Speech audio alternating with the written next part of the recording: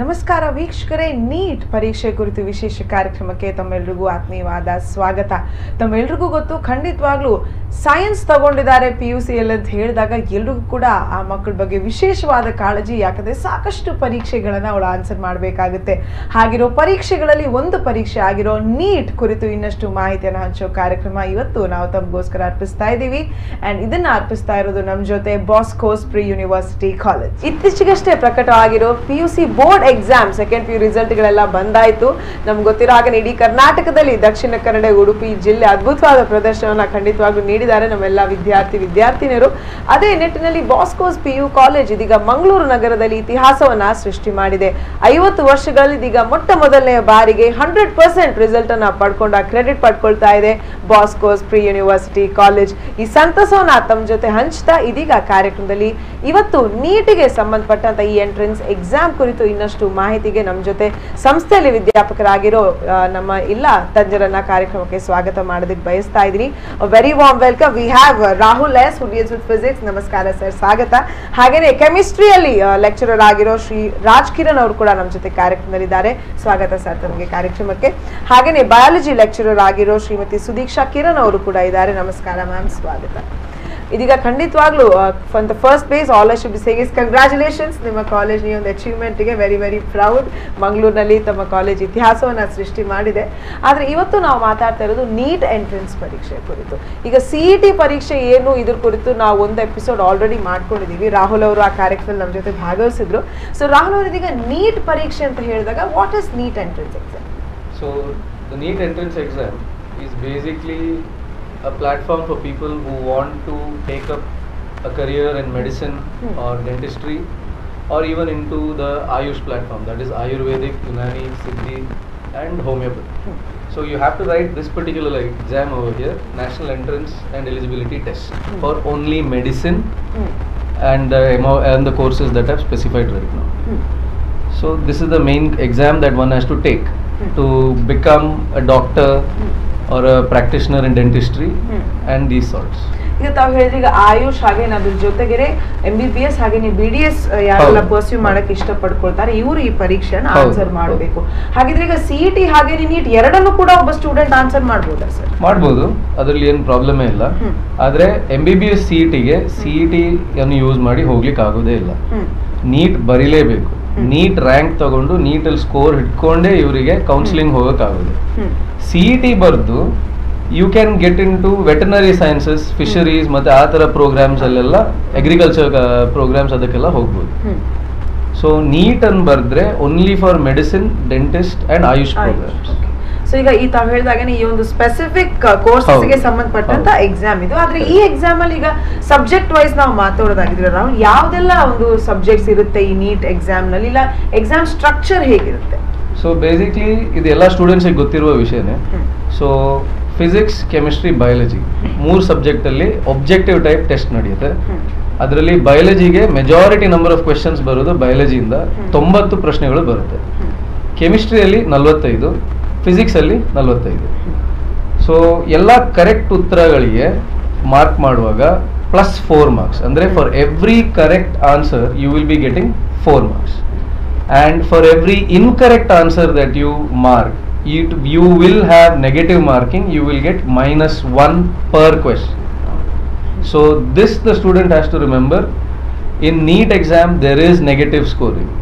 So you have to be very careful when you mark the options.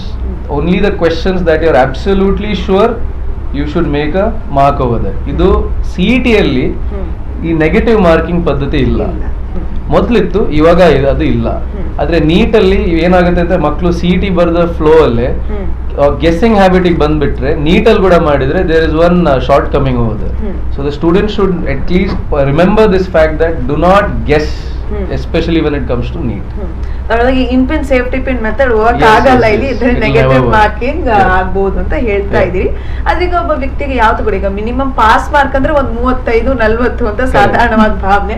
ಆದ್ರೆ ಈಗ ಈ neat ಅಲ್ಲಿ ಒಂದು ಮಿನಿಮಮ್ ಸ್ಕೋರ್ ಅಂತ ಹೇಳೋದಾಗಿದ್ರೆ ಒಬ್ಬ ವಿದ್ಯಾರ್ಥಿ, what is the minimum score that one has to get to pass through this? So we cannot say that a person who writes NEET has passed or failed, but the total marks of the exam is 720. Biology ge 360, 360, ಕೆಮಿಸ್ಟ್ರಿಗೆ 180 180, ಫಿಸಿಕ್ಸಿಗೆ 180 180. So ಇದರಲ್ಲಿ on a general trend so for what we have seen is if a student scores around 400 out of 720, he or she is certainly eligible for an MBBS seat in our state. So this is the general trend. Out of 720, if you score 400 over there, you are certain, it is slightly more than 50%. Nearly 52% if you score, you are definitely eligible for an MBBS state somewhere in our state, Karnataka. That is. ತಾವ್ ಹೇಳಿದಾಗ ಈಗ 720 ಅಂಕಗಳಲ್ಲಿ ಒಂದು 400 ಅಂಕ ಆದ್ರೂ ಪಡ್ಕೊಂಡ್ರೆ ಖಚಿತ ಆದ ಒಂದು seat ನಮ್ಮ ಕರ್ನಾಟಕ ರಾಜ್ಯದಲ್ಲಿ MBBS ಕೋರ್ಸ್ಗೆ ಲಭ್ಯವಾಗಬಹುದು ಅಂತ ಹೇಳ್ತಾ ಇದ್ರಿ. ಈಗ ತಾವು ಮಾತಾಡಿದಾಗ ಈಗ ಫಿಸಿಕ್ಸ್ ಹಾಗೇನೆ ಕೆಮಿಸ್ಟ್ರಿಗಿಂತ ಡಬಲ್ ವೈಟೇಜ್ ಇರೋದು ಬಯಾಲಜಿಗೆ, because it carries exactly double the number of marks. So Sudiksha ಅವ್ರ ಹತ್ರ ತಿಳ್ಕೊಳ್ಳೋಣ ಬಯಾಲಜಿ ಎಷ್ಟು ಮುಖ್ಯ ಅಂತ. ಸುದೀಕ್ಷಾ ಅವರೇ, ಇದೀಗ ಖಂಡಿತವಾಗ್ಲೂ biology is an important subject here, ಯಾಕಂದ್ರೆ ಜಾಸ್ತಿ ಮಾರ್ಕ್ಸ್ 360 ಮಾರ್ಕ್ಸ್ ಇರೋದು ಬಯಾಲಜಿನಲ್ಲಿ. ಸೊ ಈ ಬಯಾಲಜಿ ಸೆಕ್ಷನ್ ಬಗ್ಗೆ ಒಬ್ಬ ವಿದ್ಯಾರ್ಥಿನಿ ಆನ್ಸರ್ ಮಾಡಿದಾಗ ಯಾವ ಸ್ಟ್ರಾಟಜಿನ ಉಪಯೋಗಿಸ್ಕೋಬೇಕು? Yeah, since already Rahul sir has stated that biology being the core subject and 90 questions the students need to go through. So here the 90 questions is divided as roughly 45 and 45. That is 45 from botany and 45 from zoology. But this can shuffle. This is just in rough, more or less you get 45 and 45. And here we cannot consider a particular chapter to be on a higher weightage. Like see what happened last year in NEET 2017, chapter by ecology, by name ecology. It's not an extraordinary chapter, but 7 questions have been appearing from this particular chapter. So you cannot consider a big chapter or a small chapter, and based on that you cannot correlate the weightage of that particular chapter. So what I'm trying to tell here is each and every chapter is important. So maybe the chapter that you were considering it to be important, a question may not appear from that chapter, or maybe even a minimum question of 2 or 3 might come out through these chapters. Now out of these 90 questions that we are telling, 75 of them are directly from the NCERT syllabus. So the students have been studying NCERT for their board exams as well. So even for these national level exams, 75 more or less questions are directly from NCERT.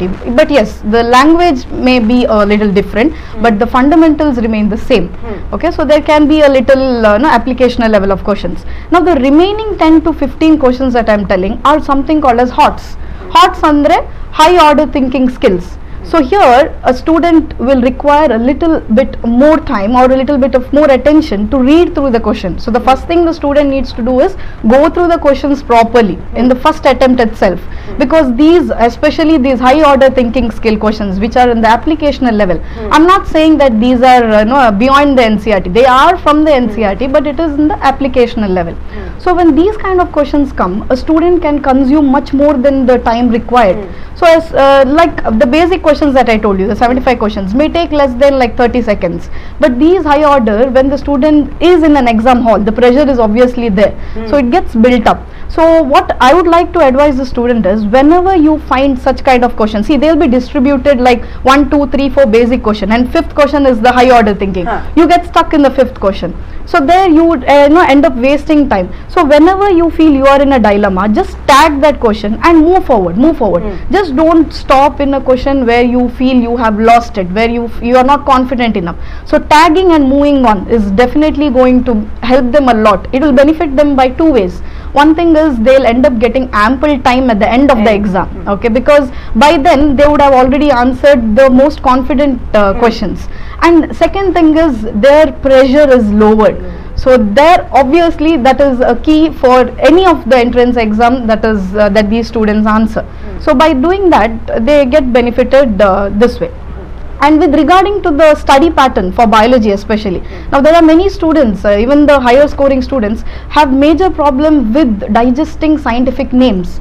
These are all Latinized words. These are not the normal communicable language. So these kind of scientific names, the only or the best advised way to study is to write them. Write and study. And at this point of time, when there are like few days for the exam, you cannot expect to study the entire detailed version of your biology. So here it is best advised to go through the outline of each chapter. If you have a coaching material, well and good, go through these outline, go, and minimum of 4 hours is required for biology, at least from now. I know there is a very less number of days, So during this time, the best advice thing to do is work out previous years question papers, at least 5 previous years NEET question papers. So that will really give a boost to these particular students. And the ones who have trouble with digesting scientific names or terms or functions, there are so many things that comes in biology. It is best advised to make a keynote, write it as much as time as possible. So this is one advice that I would like to give the students who are attempting NEET 2018. So ತಾವು ಹೇಳಿದಾಗೆ ಇದರಲ್ಲಿ practice ತುಂಬಾ ಮುಖ್ಯ. Yes, so definitely. ಯಾವ್ದನ್ನ ಸರಿಯಾಗಿ ತಿಳಿದು ಬರಲ್ವೋ ಅದನ್ನ ಬರೆದು, ನಮ್ಮ ಹಿರಿಯರೇ ಯಾವತ್ತು ಹೇಳ್ತದೆ ಏನು ಆದಷ್ಟು ಎಷ್ಟು ನಾವು ಕೈಯಲ್ಲಿ ಬರಿತೀವೋ ಅದು ಜ್ಞಾಪಕ ಜಾಸ್ತಿ Yes. ಅಂತ ಒಂದು ಹಿರಿಯರ ಮಾತಿದೆ. ಸೊ ಅದನ್ನು ಕೂಡ ನಮ್ಮ ವಿದ್ಯಾರ್ಥಿಗಳು ಪ್ರಾಕ್ಟೀಸ್ ಮಾಡ್ಬೋದು. ಇನ್ನಷ್ಟು ವಿಮರ್ಶೆನ ಖಂಡಿತವಾಗ್ಲೂ ಮಾಡ್ತೀವಿ. ಇಲ್ಲಿ ಫಿಸಿಕ್ಸ್ ಮತ್ತು ಕೆಮಿಸ್ಟ್ರಿ ಕೂಡ ಮುಖ್ಯ ಅಂತ ನಮಗೆ ರಾಜ್ ಕಿರಣ್ ಹಾಗೇನೆ ರಾಹುಲ್ ಅವರು ತಿಳಿಸ್ಕೊಂಡಿದ್ದಾರೆ. ಆದ್ರೆ ಇದೀಗ ಕಾರ್ಯಕ್ರಮದಲ್ಲಿ ಒಂದು ಚಿಕ್ಕ ವಿರಾಮ.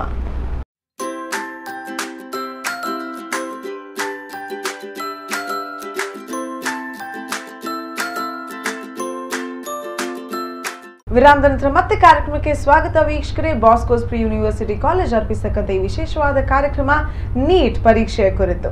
ಬಯಾಲಜಿ ಬಗ್ಗೆ ನಾವು ತಿಳ್ಕೊಂಡಾಯ್ತು. ಇದೀಗ ನಾವು ತಿಳ್ಕೊಳ್ಳೋಣ ಇನ್ನೊಂದು ಇಂಪಾರ್ಟೆಂಟ್ ಸಬ್ಜೆಕ್ಟ್ ಬಗ್ಗೆ. And let us here that from Raj Kiran sir. Raj Kiran sir, ಈಗ ಬಯಾಲಜಿ ಸಬ್ಜೆಕ್ಟ್ ಈಗ ಮುಖ್ಯ, ಯಾಕಂದ್ರೆ ಸಾಕಷ್ಟು ಪ್ರಶ್ನೆಗಳು ಇದರಲ್ಲೇ ಬರ್ತವೆ. ಈಗ ನೆಕ್ಸ್ಟ್ ಸಬ್ಜೆಕ್ಟ್ ಈ ಎಂಟ್ರೆನ್ಸ್ ಎಕ್ಸಾಮ್ ನಲ್ಲಿ ನೀಟ್ ನಲ್ಲಿ ಯಾವ ಸಬ್ಜೆಕ್ಟ್ ಅಟೆಂಪ್ಟ್ ಮಾಡಬೇಕು? ಸಾಮಾನ್ಯವಾಗಿ ಅಂದರೆ ಮಕ್ಕಳು ತಿಳ್ಕೊಳ್ಳೋದು ಅಂದರೆ ಬಯಾಲಜಿ ಇಂಪಾರ್ಟೆಂಟ್ ಅಂತ. ಯಾಕಂದರೆ 50% ಮಾರ್ಕ್ಸ್ ಇರುವುದೇ ಬಯಾಲಜಿಯಲ್ಲಿ. ತದನಂತರ ಬಯಾಲಜಿ ಆದ ನಂತರ ಮಕ್ಕಳು ನೋಡೋದು ಫಿಸಿಕ್ಸ್ ಅಥವಾ ಕೆಮಿಸ್ಟ್ರಿ. ಈಗ ಓವರ್ ಇಯರ್ಸ್ ಸ್ಟ್ಯಾಟಿಸ್ಟಿಕ್ ನೋಡಿದರೆ ಮಕ್ಕಳು ಕೆಮಿಸ್ಟ್ರಿಯನ್ನು ನೋಡಿರ್ತಾರೆ, ಆದರೆ ನಾವು ಡೈರೆಕ್ಟ್ ಆಗಿ ಹೇಳಲ್ಲ. ನಾನೊಬ್ಬ ರಸಾಯನಶಾಸ್ತ್ರ ಉಪಾಧ್ಯಾಯ ಆಗಿರ್ಬೋದು, ಅದು ಕೂಡ ನಾನು ಕೆಮಿಸ್ಟ್ರಿ ಹೋಗಿ ಅಂತ ಹೇಳಲ್ಲ. ಯಾಕೆಂದರೆ ಈ ವರ್ಷದ JEE ಮೇನ್ ನಿದರ್ಶನವಾಗಿ ತಗೊಂಡು ನಾನು ಹೇಳ್ತಾ ಇದ್ದೇನೆ. ಏನಾಯ್ತಂದ್ರೆ ಈ ವರ್ಷದ JEE ಮೇನಲ್ಲಿ ಮಕ್ಕಳು ಸಾಮಾನ್ಯವಾಗಿ ಕೆಮಿಸ್ಟ್ರಿಯನ್ನು ಆಪ್ಟ್ ಮಾಡ್ತಾರೆ. JEE ಮೇನಲ್ಲಿ ಕೆಮಿಸ್ಟ್ರಿ ಈಸಿ ಇರುತ್ತೆ. ನಂತರ ಏನ್ ಮಾಡ್ತಾರೆ, ಮಕ್ಕಳು ಮ್ಯಾಥ್ಸಿಗೆ ನೋಡ್ತಾರೆ. ಮ್ಯಾಥ್ಸ್ ಆದ ನಂತರ ತಿಳ್ಕೊಳ್ತಾರೆ ಫಿಸಿಕ್ಸ್ ಟಫ್ ಆಗಿರುತ್ತೆ, ಅದಕ್ಕೋಸ್ಕರ ಫಿಸಿಕ್ಸ್. ಆದ್ರೆ ಏನಾಯ್ತು ಈ ವರ್ಷ ಅಂದರೆ ಕೆಮಿಸ್ಟ್ರಿ ಈಸಿ ಇತ್ತು, ತನ್ನ ಪಾಡಿಗೆ ಹಾಗೇನಿತ್ತು. ಆದರೆ ಮಕ್ಕಳು ಫಿಸಿಕ್ಸ್ ಟಫ್ ಅಂತ ಹೇಳ್ಕೊಂಡು ಮ್ಯಾಥ್ಸಿಗೆ ಓದ್ಬಿಟ್ರು. ಮ್ಯಾಥ್ಸ್ ಲೆಂತಿ ಪೇಪರ್ ಈ ವರ್ಷ. ಅದಕ್ಕೋಸ್ಕರ ಮಕ್ಕಳಿಗೆ ಫಿಸಿಕ್ಸ್ ಸಾಲ್ವ್ ಮಾಡ್ಲಿಕ್ಕೆ ಟೈಮ್ ಸಿಕ್ಕಿಲ್ಲ. ಯಾರು ಬುದ್ಧಿವಂತರಿದ್ರು ಅವರು ಫಿಸಿಕ್ಸ್ ಸಾಲ್ವ್ ಮಾಡಿದ್ರು, ಹಾಗಾಗಿ ಅವರ JEE ಮೇನ್ ಸ್ಕೋರ್ ಜಾಸ್ತಿ ಆಯ್ತು ಈ ವರ್ಷ. ನೀವು ತಿಳ್ಕೊಳ್ಬೇಕು ಈ ವರ್ಷ ಅಂದ್ರೆ ಕೆಲವು ಮಕ್ಕಳದ್ದು ಸ್ಕೋರ್ ಜಾಸ್ತಿ ಆಗಿದೆ. ಹೇಗೆ? ಅದು ಫಿಸಿಕ್ಸ್ ಅವರು ಸ್ಕೋರ್ ಮಾಡಿದ್ರು. ಹಾಗಾಗಿ ನಾನು ರಸಾಯನಶಾಸ್ತ್ರ ಉಪನ್ಯಾಸಕರಾಗಿ ಹೇಳೋದೇನೆಂದ್ರೆ, ನಾನು ಕೆಮಿಸ್ಟ್ರಿ ಫಿಸಿಕ್ಸ್ ಅಂತ ಹೇಳ್ಬೇಡಿ, ಎರಡೂ ಪೇಪರನ್ನು ನೋಡ್ಕೊಳ್ಳಿ ಬಯಾಲಜಿ ಆದ ನಂತರ ಡಿಸೈಡ್ ಮಾಡ್ಕೊಳ್ಳಿ ಆ ದಿನ ಏನ್ ಬಂದಿರುತ್ತೆ. ನಮ್ಮ ಹಣೆ ಬರ ಈಸಿ ಆಗಿರುತ್ತೋ ಫಿಸಿಕ್ಸ್ ಅಥವಾ ಕೆಮಿಸ್ಟ್ರಿ ಈಸಿ ಆಗಿರುತ್ತೋ ನಂಗೆ ಗೊತ್ತಿಲ್ಲ. ಆ ದಿನದ ಮಟ್ಟಿಗೆ ನೋಡಿ ಆನ್ಸರ್ ಮಾಡೋದು ಒಳ್ಳೆಯದಂತ ಹೇಳ್ತೇನೆ. ಈಗ ತಮ್ಮ ಸಬ್ಜೆಕ್ಟ್ ಬಗ್ಗೆ ನಾವು ಮಾತಾಡೋಣ. ತಾವು ನಾನು ಇಂಪಾರ್ಷಿಯಲ್ ಆಗಿ ಹೇಳ್ತಾ ಇದ್ದೀನಿ, ಕ್ವೆಶ್ಚನ್ ಪೇಪರ್ ಪ್ಯಾಟರ್ನ್ ನೋಡ್ಕೊಂಡು ಆ ದಿವಸ ಮಕ್ಕಳು ಡಿಸೈಡ್ ಮಾಡಬೇಕು ಅಂತ ಹೇಳಿದೀರಾ. ಇದೀಗ ತಮ್ಮ ಸಬ್ಜೆಕ್ಟ್ ಬಗ್ಗೆ ಹೇಳೋದಾಗಿದ್ರೆ ಸರ್, ಕ್ವೆಶ್ಚನ್ ಪ್ಯಾಟರ್ನ್ ಗಳು ಹೇಗಿರುತ್ತೆ? ನಾವು ಮುಂಚಿನ ವರ್ಷದ ನೋಡ್ತಿದ್ರೆ 16 ಆಗಿರ್ಲಿ 17 ಆಗಿರ್ಲಿ ಕೆಮಿಸ್ಟ್ರಿ ಪೇಪರ್ಗಳು, ಕೆಮಿಸ್ಟ್ರಿ ಈಸಿಯಲ್ಲಿ ಇರುತ್ತೆ. 50% ಕ್ವಶನ್ ಏನಂದ್ರೆ ಮೊದಲು ಹೇಳೋದಕ್ಕಿಂತ ಮೊದಲು 50% ಹೇಳೋದಕ್ಕಿಂತಲೂ ನಾವು ಕೆಮಿಸ್ಟ್ರಿಯನ್ನು 3 ಭಾಗವಾಗಿ ನೋಡ್ಕೊಳ್ತೇವೆ. ಹೇಗೆಂದ್ರೆ ಅದರಲ್ಲಿ ಫಿಸಿಕಲ್ ಕೆಮಿಸ್ಟ್ರಿ ಅಂತ ಬರುತ್ತೆ, ಆರ್ಗ್ಯಾನಿಕ್ ಅಂತ ಬರುತ್ತೆ, ಇನ್ಆರ್ಗ್ಯಾನಿಕ್ ಅಂತ ಬರುತ್ತೆ. ಅದು ಹೇಗೆ ಮಾಡಿರ್ತಾರೆ ನೀಟಲ್ಲಿ 15 ಪ್ರತಿ ವಿಭಾಗದಲ್ಲೂ 15 ಕ್ವಶನ್ಗಳನ್ನೇ ಕೇಳ್ತಾರೆ. ಇದರಲ್ಲಿ ಸಾಮಾನ್ಯವಾಗಿ ಮಕ್ಕಳಿಗೆ ಡೈರೆಕ್ಟ್ ಆಗಿ ಆನ್ಸರ್ ಮಾಡೋದು ಯಾವುದು? ಇನ್ಆರ್ಗ್ಯಾನಿಕ್ ಕೆಮಿಸ್ಟ್ರಿ ಅಂತ ಬರುತ್ತೆ. ಆ 15 ಕ್ವಶನ್ NCERT ಏನಿದೆಯೋ ಅದನ್ನೇ ಕೇಳೋದವ, ಬೇರೆ ಏನು ಕೇಳಲ್ಲ. ಅದಕ್ಕೋಸ್ಕರ ಸರಿಯಾಗಿ NCERT ಟೆಕ್ಸ್ಟ್ ಬುಕ್ ಅಲ್ಲಿ ಆ ಇನ್ಆರ್ಗ್ಯಾನಿಕ್ ಅಂತ ಏನಿದೆಯೋ ಚಾಪ್ಟರ್ಗಳು ಅದನ್ನು ಸರಿಯಾಗಿ ಓದ್ಕೊಳ್ಳಿ. ಖಂಡಿತವಾಗ್ಲೂ ಅದಕ್ಕಿಂತ ಹೊರತು ಏನು ಕೇಳಲ್ಲ ಇನ್ಆರ್ಗ್ಯಾನಿಕ್ ಅಲ್ಲಿ ಇಷ್ಟವರೆಗೆ. ಅದು JEE ಆಗಿರ್ಬೋದು ಅಥವಾ ನಾನು ಹೇಳ್ತೇನೆ ಅಡ್ವಾನ್ಸ್ ಕೂಡ ಆಗಿರ್ಬೋದು. JEE ಅಡ್ವಾನ್ಸ್ ಇನ್ಆರ್ಗ್ಯಾನಿಕ್ ಏನಿದೆ ಅದೇ ಬರುತ್ತೆ.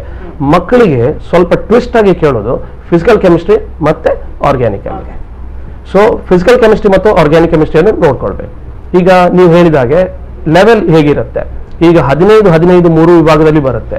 ಈಗ ಈಸಿ ಎಂಬುದು ಸರ್ವೆ ಏನ್ ಹೇಳುತ್ತೆ, ನೀಟ್ ಎಕ್ಸಾಮ್ ಇದು 24 ಕ್ವಶನ್ಗಳು ಗಮನವಿಟ್ಟು ಕೇಳ್ಕೊಳ್ಳೋದು, ಅದು ಈಸಿ ಇರುತ್ತೆ. ನೀವೀಗ ಮಲ್ಟಿಪ್ಲೈ ಮಾಡಿ, ರಾಹುಲ್ ಸರ್ ಹೇಳಿದಾಗೆ 24 ಕ್ವಶನ್ ಅನ್ನು ಮಲ್ಟಿಪ್ಲೈ ಮಾಡಿ 4 ಒಟ್ಟಿಗೆ ಆಲ್ಮೋಸ್ಟ್ 96 ಏನೋ ಬರುತ್ತೆ ಮಾರ್ಕ್ಸ್. ಅಂದ್ರೆ ಅಪ್ರಾಕ್ಸಿಮೇಟ್ಲಿ ಕೆಮಿಸ್ಟ್ರಿಯಲ್ಲಿ ನಿಮಗೆ 100 ಟಾರ್ಗೆಟ್ ಇಟ್ಕೊಳ್ಬೇಕು. ಮೊದಲನೇದಾಗಿ 100 ಟಾರ್ಗೆಟ್ ಇಟ್ಕೊಳ್ಳಿ ಕೆಮಿಸ್ಟ್ರಿ. ಮತ್ತೆ ಉಳಿದದ್ದು ಏನು ಇರುತ್ತೋ ಅಂದ್ರೆ ಅದರಲ್ಲಿ 12 ಮೀಡಿಯಾಕರ್ ಬರುತ್ತೆ. 12 ಕ್ವಶನ್ಗಳು ಮೀಡಿಯಾಕರ್ ಅಂದ್ರೆ ಆಚೆ ಸೈಡ್ ಈಸಿ ಕೂಡ ಇರಲ್ಲ, ಟಫ್ ಕೂಡ ಇರಲ್ಲ, ಅದು ಟೈಮ್ ಕನ್ಸ್ಯೂಮ್ ಮಾಡುತ್ತೆ ಸ್ವಲ್ಪ. ಅವುಗಳನ್ನು ಸ್ವಲ್ಪ ದೂರವಿಟ್ಟು 24 ಕ್ವಶನ್ ಮಾಡಿ. ಮತ್ತೆ ಉಳಿದದ್ದು ಎಷ್ಟು 9. ಆ 9 ಕ್ವಶನ್ ಅದು ನೋಡೋಗಳಿಗೆ ಗೊತ್ತಾಗುತ್ತೆ, ಸ್ವಲ್ಪ ಲೆಂತ್ ಇರುತ್ತೆ. ಮತ್ತೆ ನಾನು ಕೆಲವು ಸಲ ಕ್ಲಾಸಲ್ಲಿ ಕೂಡ ಹೇಳ್ತೇನೆ ಇದು ಮಾನ್ಸ್ಟರ್ ಪ್ರಾಬ್ಲಮ್ಗಳು ಅಂತ. ಅವುಗಳನ್ನು ನೋಡಿದಾಗ ನೀವು ನೋಡಿರಲ್ಲ, ಈಗ ನೀವು ನೋಡಿದ ವ್ಯಕ್ತಿಯನ್ನು ನೋಡಿದ ಕೊಳ್ಳೆ ಗುರ್ತು ಹಿಡಿತೀರಾ, ಹೆಸರು ಗೊತ್ತಿರಬಹುದು, ಅದು ಕೂಡ ವ್ಯಕ್ತಿ ಯಾರಂತ ಗೊತ್ತಿರುತ್ತೆ. ಅದೇ ರೀತಿ ಈ ಪ್ರಾಬ್ಲಮ್ಗಳು ಕೂಡ ಅವುಗಳನ್ನು ನೋಡಿದ ಕೊಳ್ಳೆ ನೀವು ದೂರವಿಡುವುದು ಒಳ್ಳೆಯದಂತ ಅನಿಸ್ತದೆ. ಅಂತಹ ಪ್ರಾಬ್ಲಮ್ಗಳು 9 ಇರುತ್ತೆ ಕೆಮಿಸ್ಟ್ರಿಯಲ್ಲಿ, ಸರ್ವೇ ಸಾಮಾನ್ಯ 9. ಈ 9ರಲ್ಲಿ 5 ಫಿಸಿಕಲ್ಗೆ ಬಂದರೆ 4 ಆರ್ಗ್ಯಾನಿಕ್. ಲಾಸ್ಟ್ ಇಯರ್ ಅಲ್ಲಿ ಕೂಡ ಟೈಮ್ಸ್ ಆಫ್ ಇಂಡಿಯಾದಲ್ಲಿ ಕ್ಲಿಯರ್ ಆಗಿ ಬಂದಿತ್ತು, ಮಕ್ಕಳಿಗೆ ಯಾವುದು ಕಷ್ಟ ಆಯ್ತು, ಮಕ್ಕಳಿಗೆ ಆರ್ಗ್ಯಾನಿಕ್ ಕಷ್ಟ ಆಯ್ತು. ಯಾಕಂದ್ರೆ ಟ್ವಿಸ್ಟ್ ಕೇಳೋದೇ ಆರ್ಗ್ಯಾನಿಕ್ ಅಲ್ಲಿ. ಸೊ ಸ್ವಲ್ಪ ಮಕ್ಕಳು ಏನ್ ಮಾಡ್ಬೇಕಂದ್ರೆ ಆರ್ಗ್ಯಾನಿಕ್ ಕೆಮಿಸ್ಟ್ರಿಗೆ ಜಾಸ್ತಿ ಗಮನ ಕೊಡಬೇಕು ನೀಟಾಗಿ. ತಾವು ಹೇಳಿದ ಈಗ ಆರ್ಗ್ಯಾನಿಕ್ ಹಾಗೇನೆ ಇನ್ಆರ್ಗ್ಯಾನಿಕ್ ಅಲ್ಲಿ ಕೂಡ ಮುಖ್ಯವಾಗಿ ಈಗ ಇನ್ಆರ್ಗ್ಯಾನಿಕ್ ಸಾಮಾನ್ಯವಾಗಿ ಸರಳ ಪ್ರಶ್ನೆಗಳು ಹೌದು, NCERT ಟೆಕ್ಸ್ಟ್ ಬುಕ್ಕೇ ಬರುತ್ತೆ.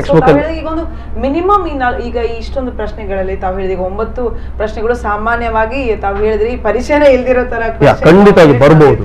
ಸೊ ಒಂದು ಮಿನಿಮಮ್ ಸ್ಕೋರ್ ಅಂತ ಟಾರ್ಗೆಟ್ ಮಾಡಿದ್ರೆ minimum number of questions attempt ಮಾಡ್ಲೇಬೇಕು ಅಂತ ಹೇಳಿದಾಗ ಅದೆಷ್ಟು ಅಂತ ಹೇಳ್ತೀವಿ? ಅದೇ ನಾನು ಮೊದಲು ಹೇಳಿದಾಗೆ 24 ಕ್ವಶನ್ ಇರುತ್ತೆ ಅಲ್ವಾ, ಆ ಕ್ವಶನ್ ಅನ್ನು ನೋಡ್ಕೊಳ್ಳಿ. ಆ 24 ಕ್ವಶನ್ ಅಂದ್ರೆ ಖಂಡಿತವಾಗ್ಲೂ ಅದು ಯಾರು ಸರಿಯಾಗಿ ಓದಿರ್ತಾರೋ ಮಕ್ಕಳು, ಪರಿಶ್ರಮ ಪಟ್ಟಿರ್ತಾರೋ, ಖಂಡಿತವಾಗ್ಲೂ 24. ಮತ್ತೆ ಈ 9 ಕ್ವಶನ್ ಉಂಟಲ್ಲ ಉಳಿದ ಮೀಡಿಯಾಕರ್ ಲೆವೆಲ್ ಅಂತ ಹೇಳ್ತೇವೆ ಕ್ವಶನ್, ಅದರಲ್ಲಿ ಒಂದು 5 ಆದ್ರೂ ಹೊಡಿಬಹುದು ಮಕ್ಕಳಿಗೆ, ಇಲ್ಲ ಅಂತ ಇಲ್ಲ ನಾನು ಹೇಳುದಿಲ್ಲ, ಹೊಡಿಬಹುದು. ಆದ್ರೆ ಏನ್ ಮಾಡ್ತಾರೆ ಅಂದ್ರೆ ಅದನ್ನು ಕೊಡುವ ರೀತಿಯಲ್ಲಿ ವ್ಯತ್ಯಾಸವಿರುತ್ತೆ. ನಾವು ನೋಡಿರ್ತೇವೆಯೋ ಅದೇ ಕ್ವಶನ್ ಸ್ವಲ್ಪ ಟ್ವಿಸ್ಟ್ ಆಗಿ ಬರುತ್ತೆ. ಸೊ ಈ ಏರಿಯಾವನ್ನು ಮಕ್ಕಳು ಸ್ವಲ್ಪ ನೋಡ್ಕೊಳ್ತಾರೆ. ಸೊ ತಮಿಳಾಗಿ ಯಾವ್ದ್ರ ಬಗ್ಗೆ ಯೋಚನೆನೇ ಇಲ್ಲೋ ಅದನ್ನ ಬಿಟ್ಬಿಡೋದೇ ಲೇಸು, provided the other questions R well attempted ಅಂತ ತಾವು ಹೇಳ್ತಾ ಇದ್ದೀವಿ. ಟೈಮ್ ಸೇವ್ ಮಾಡೋದಕ್ಕೆ ಕೂಡ ಪ್ರಾಯಶಃ. ಯಾಕಂದ್ರೆ 3 ಗಂಟೆಯಲ್ಲಿ ಫಿಸಿಕ್ಸ್, ಕೆಮಿಸ್ಟ್ರಿ, ಬಯಾಲಜಿ ಬರೀಬೇಕಲ್ಲ, ಆ ಮಗು ಅಷ್ಟು ಥಿಂಕ್ ಮಾಡ್ಬೇಕು. ಯಾಕಂದ್ರೆ ಕೆಮಿಸ್ಟ್ರಿ ಬರೆಯುವಾಗ ಸಡನ್ ಆಗಿ ಮಗುವಿಗೇನೋ ಬಯಾಲಜಿದೇನೋ ಬಿಟ್ಟೋದು ನೆನಪು ಬರುತ್ತೆ, ಅದು ಇಂಪಾರ್ಟೆಂಟ್. ಆ ಬಯಾಲಜಿ ಬರುವಾಗ ಅವ ಬಯಾಲಜಿ ಜಂಪ್ ಹೊಡಿತಾನೆ, ಮತ್ತೆ ಬಯಾಲಜಿ ಬರುವಾಗ ನಾನು ಏನೋ ಕೆಮಿಸ್ಟ್ರಿ ನೋಡಿರ್ತೇನೆ ಅದನ್ನು ಬಂದು ವರ್ಕೌಟ್ ಮಾಡುವಾಗ. ಹಾಗಾಗಿ ಸಮಯ ಸದುಪಯೋಗ ಮಾಡೋದು ಬಹಳ ಇಂಪಾರ್ಟೆಂಟ್ ಮಕ್ಕಳಿಗೆ. ಸೊ ಇದರಲ್ಲಿ ಹೇಳಿದಾಗನೇ right use of time is very important. ಸಮಯನ ಸರಿಯಾಗಿ ಈ 3 ಸಬ್ಜೆಕ್ಟ್ಗಳಿಗೂ ಡಿವೈಡ್ ಮಾಡಿ ಅಲೋಕೇಟ್ ಮಾಡಿದ್ರೆ ಒಬ್ಬ ವಿದ್ಯಾರ್ಥಿ ಪ್ರಾಯಶಃ ಅದರಲ್ಲಿ ನೆಗೆಟಿವ್ ಮಾರ್ಕಿಂಗ್ ಕೂಡ ಇರೋದ್ರಿಂದ right use of time and probably analytical thinking ಏನಿದೋ. ಯಾಕಂದ್ರೆ ನಮಗೆ ಈಗ ಸುದೀಶ್ ಅವರು ಹಾಟ್ಸ್ ಕ್ವೆಶ್ಚನ್ ಅಂತ ಕೂಡ ಹೇಳಿದ್ರು, ಹಾಗೇನೆ ಇಲ್ಲಿ ನಮಗೆ ಮಾನ್ಸ್ಟರ್ ಕ್ವೆಶ್ಚನ್ಸ್ ಬಗ್ಗೆ ಕೂಡ ನಮಗೆ ರಾಜ್ಕಿರಣ್ ಅವರು ಇಲ್ಲಿ ತಿಳಿಸ್ಕೊಂಡಿದ್ದಾರೆ. ಖಂಡಿತವಾಗ್ಲೂ ವೀಕ್ಷಕರೇ, ನೀಟ್ ಎಕ್ಸಾಮ್ ಬಗ್ಗೆ ಈ ಒಂದು ವಿಶೇಷ ಕಾರ್ಯಕ್ರಮನ ನಾವು ತಮಗೋಸ್ಕರ ಈ ಒಂದು ಕಾರ್ಯಕ್ರಮದ ಮೂಲಕ ಅರ್ಪಿಸ್ಕೊಳ್ತಾ ಇದ್ದೀವಿ. ಚರ್ಚೆ ಇನ್ನಷ್ಟು ಮುಂದುವರಿಯುತ್ತೆ. ಖಂಡಿತವಾಗ್ಲೂ ಕೆಮಿಸ್ಟ್ರಿ ಆಯ್ತು, ಬಯಾಲಜಿ ಆಯ್ತು, ಇನ್ನು ನಾವು ತಿಳ್ಕೊಳ್ಳೋ ಪ್ರಯತ್ನ ಪಡೋದು ಫಿಸಿಕ್ಸ್ ಬಗ್ಗೆ. ಹಾಗೇನೆ ಒಬ್ಬ ವಿದ್ಯಾರ್ಥಿ ಪರೀಕ್ಷೆಗೆ ತನ್ನ ಸಿದ್ಧತೆಯನ್ನ ಮಾಡ್ತಾ ಯಾವ ತರ ಮಾನಸಿಕವಾಗಿ ಹಾಗೇನೆ ಶಾರೀರಿಕವಾಗಿ ಒಂದು ಗುಡ್ ಹೆಲ್ತ್ ಅನ್ನ ಮೇಂಟೈನ್ ಮಾಡ್ಕೊಳ್ಬೇಕು, ಅದ್ರ ಬಗ್ಗೆ ಕೂಡ ಚರ್ಚೆಯನ್ನ ಖಂಡಿತವಾಗ್ಲೂ ಮುಂದುವರಿಸ್ತೀವಿ. ಅದರ ಒಂದು ಚಿಕ್ಕ ವಿರಾಮ.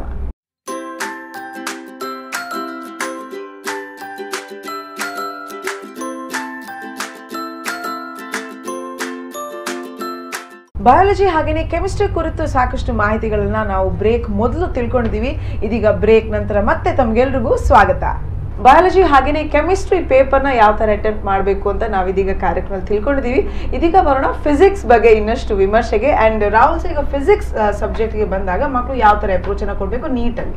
ಈಗ ಜನರಲಿ ಮಕ್ಕಳು ಬಯಾಲಜಿಯಿಂದ ಸ್ಟಾರ್ಟ್ ಆಗಿ ಕೆಮಿಸ್ಟ್ರಿಗೆ ಬರ್ತಾರೆ ಇನ್ ಆನ್ ಅ ಜನರಲ್ ನೋಟ್. ಫಿಸಿಕ್ಸಿಗೆ ಬರುವಾಗ most of the students who have made a certain preparation will be falling short of time. This is going to be a common experience for many students. So you can take it as a heads up. On a general note, many students will take a certain amount of time in biology and chemistry, and finally when they land up in our subject physics over here, majority of them would be finding close to just an hour or less than an hour in their hands. So 45 questions of physics, I would really suggest you, since your memory is very fresh with second PUC topics, nearly 22 to 23 questions will come from second PU. So in that there will be at least, out of 22 questions, there will be at least 7 to 8 questions which are fairly easy, wherein it is just a fact based question or a conceptual question, and you can finish it off and pocket that 8 questions. So that will give you close to 32 marks. Now in physics section, if you can score that 8 questions over there, the remaining question will be on a moderate level. So another 5 or 6 will be a moderate scale question over there, and the remaining questions are going to be lengthy. That is, you will spend, if you choose the wrong question over there, you will end up spending close to 15 to 20 minutes in that Just for question. one question. And remember, you're just having less than an hour over there, and there are 45 questions. So you have to be very choosy with the questions you take. So please do not venture into unfamiliar questions. Especially the students who are first year PUC ಮುಗ್ದು ಈಗ ಒಂದು ವರ್ಷ ಜಾಸ್ತಿ 2 ವರ್ಷ ಆಗಿರ್ಬೋದು, so memory will not be so fresh. Many of the students would have forgotten some things about first PUC or may not be strong in that. So I would really suggest you to hold on to the second year. If you're strong in your first year, you have an additional set over there. So on a general note, if you consider the physics, chemistry, biology, you can say that a safe way to target NEET would be, in biology, if you secure, let's say, 60 questions if you take in biology, and chemistry 25, and physics, let's say you manage 15, all of these are right questions, by the way. All of them should be correct ones. Correct. So 60, 25, 85, 85 plus 15, that would make close to 100. 100. So 100 into 4 will get you to 400. So that formula, a safe formula over here, if you can follow, there is a high probability that at least a student who is in the last moment preparation or who has been preparing on his or her own will be able to see the whole, or at least will be able to venture into the medical practice over here. So that is the way we can look at it. ತಾವು ಹೇಳಿದಾಗನೇ ಯಾವ ಪ್ರಶ್ನೆಯ ಉತ್ತರ ತನಗೆ ಸರಿಯಾಗಿ ತಿಳಿದಿದೆಯೋ ಅದನ್ನ ಸರಿಯಾಗಿ attend ಮಾಡಿದ್ರೇನೆ 400 ಅಂಕಗಳನ್ನ ಪಡ್ಕೊಳ್ಬಹುದು. ಉಳಿದಿರೋದ್ರ ಬಗ್ಗೆ ತಾವು ಹೇಳಿದಾಗನೇ ಸಮಯವನ್ನ ಸರಿಯಾಗಿ ಉಪಯೋಗಿಸಿಕೊಂಡ್ರೆ ಇನ್ನಷ್ಟು ಅಧಿಕ ಅಂಕಗಳನ್ನ ಒಬ್ಬ ವ್ಯಕ್ತಿ ಟೈಮ್ ಯೂಸ್ ಮಾಡಬೇಕು. ಈಗ optimum time certainly sir already ಒಂದು ಹೆಡ್ಸ್ ಅಪ್ ಕೂಡ ಕೊಟ್ಟಿದ್ದಾರೆ. ಬಯಾಲಜಿ ಹಾಗೇನೆ ಕೆಮಿಸ್ಟ್ರಿ ಎಲ್ಲ ಮುಗಿಸ್ಕೊಂಡು ಫಿಸಿಕ್ಸ್ ಕಡೆ ಬರುವಾಗ ಅಲ್ಲಿ ಸಮಯ ಸ್ವಲ್ಪ ಶಾರ್ಟೇಜ್ ಇರಬಹುದು. ಸೊ ಅದರಿಂದಾಗಿ ಯಾವ ಪ್ರಶ್ನೆ ಪರಿಚಿತವಾಗಿರುತ್ತೋ ಇಲ್ಲ ಯಾವ್ದ್ರ ಉತ್ತರ ತನಗೆ ಖಚಿತವಾಗಿರುತ್ತೋ ಅದನ್ನ ಅಟೆಂಪ್ಟ್ ಮಾಡಬೇಕು ಎಂಬ ಒಂದು ಸೂಚನೆನ ಇದೀಗ ನಮಗೆ ರಾಹುಲ್ ಸರ್ ಕೂಡ ಖಂಡಿತವಾಗ್ಲೂ ನೀಡಿದ್ದಾರೆ. ಆದ್ರೆ ಇದೆಷ್ಟೆಲ್ಲ ಎಜುಕೇಶನಲ್ ಪ್ರಿಪರೇಷನ್ ಒಬ್ಬ ವಿದ್ಯಾರ್ಥಿ ಮಾಡಿದಾಗ ಖಂಡಿತವಾಗ್ಲೂ ಮಾನಸಿಕವಾಗಿ ಕೂಡ ಒಂದು ಪ್ರೆಷರ್ ಇಲ್ಲದೆ ಇರೋ ಒಂದು ಸಿಚುವೇಶನ್ ತುಂಬಾ ಮುಖ್ಯ. ಸುದೀಕ್ಷಾ ಅವರು, ಈಗ coming to any student for that matter, ನಿದ್ದೆ ಮಾಡಲ್ಲ ಸಾಕಷ್ಟು, ಇಲ್ಲ ಸರಿಯಾಗಿ ತಿನ್ನಲ್ಲ, ಈ ತರದ ಸಿಚುವೇಶನ್ಸ್ ಕೂಡ ವಿದ್ಯಾರ್ಥಿನಿಗಳು ನಾವು ಕಂಡು ಬರ್ತೇವೆ. So on a general advice or suggestion ನೋಡ್ತಾವು ಕೆಲವಷ್ಟು ಸಲಹೆಗಳನ್ನ ಇಲ್ಲ ಕೆಲವಷ್ಟು ಟಿಪ್ಸ್ ಅನ್ನ ನಮ್ಮ ವಿದ್ಯಾರ್ಥಿಗಳಿಗೆ ನೀಡೋದಾಗಿದ್ರೆ ಏನಿರುತ್ತೆ ಈ ಪರೀಕ್ಷೆ? So first of all students ಗೆ ಪೇರೆಂಟ್ಸ್ ಮನೆಯಲ್ಲಿ ಒಂದು ಕಂಡಕ್ಟಿವ್ ಅಟ್ಮಾಸ್ಫಿಯರ್ ಕ್ರಿಯೇಟ್ ಮಾಡಬೇಕು. ಬೋರ್ಡ್ ಎಕ್ಸಾಮ್ಸ್ ಅಂತ ಹೇಳಿದ ಕೂಡಲೇ ಆ ಬೋರ್ಡ್ ಆಯ್ತವಲ್ಲ ಇನ್ನು it's okay they will manage ಅಂತ ಹೇಳಿ, no, that shouldn't be the case. That exam atmosphere must be carried until this particular NEET exam as well. ಮೊದಲನೇದಾಗಿ ಅದು. ಸೆಕೆಂಡ್ ಆಗಿ the students should know the rules. Okay, so there is something, the security checking in the exam center. So it is advised that the students reach the exam center by 7:30 in the morning. Okay, so the checking will take place for an hour and then there will be one more a gap of 1 more hour. So it is advised the students not to waste time during this particular the gap that is there. Okay, and one more thing to be told is customary dresses. So the community people, whoever have to wear these customary dresses, it is advised they reach at least 1 hour before the scheduled time. So the exam starts at 10 o'clock, but then this security checking will take a lot of time. So it's better the students are always in a relaxed mood. That is very much important. And second thing is with regard to their food intake. So completely avoid junk food, completely avoid deep fried food, do not consume milk products the previous day. So all these precautions with food is really important, because despite of so much preparation, this is not a 1-year preparation, this was from a 2-year preparation. So after these 2 years and going through so many efforts, solving so many questions, if the student cannot make it on that day, it's nothing more tragedy than that. So they need to take care of all these things. So one more thing I would like to tell is the student cannot carry anything inside the exam hall except for the admit card, and along with the admit card he or she should carry 2 passport size photographs. Apart from that, no ornaments, no shoes. A student will wear only a slipper or a sandal, no heels, no ornaments. So there is no nose ring, chains, nothing of these sorts are entertained. Anyways, they use a very highly sensitive metal detector. So all these security check is done and only then the student is let. So the student must be prepared. He or she must know that these are the things that is going to happen before they enter the exam hall.